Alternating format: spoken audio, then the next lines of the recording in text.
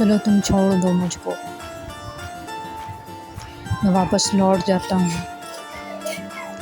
تمہیں منزل مبارک ہو، یہاں ساتھی مبارک ہو، مگر پھر اے میرے ماہی، مجھے تو اتنا بتا دو کہ واپس کس طرف جاؤں،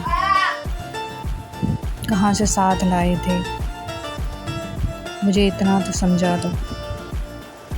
اگر ایسا نہیں ممکن تو مجھ کو اس طرح توڑ دو کہ میں یکسر بکھر جاؤں۔ بھٹکنے سے تو بہتر ہے میں تیرے پاس مر جاؤں۔ عشق ہو، وقت ہو، کاغذ ہو، قلم ہو، میری ذات ہو، تیرا نام ہو اور بس میرے لفظ، جان دے سکتے ہیں یہی ہمارے بس میں ہے۔ غریب لوگ ہیں نہیں کرتے بات، ستارے توڑ لانے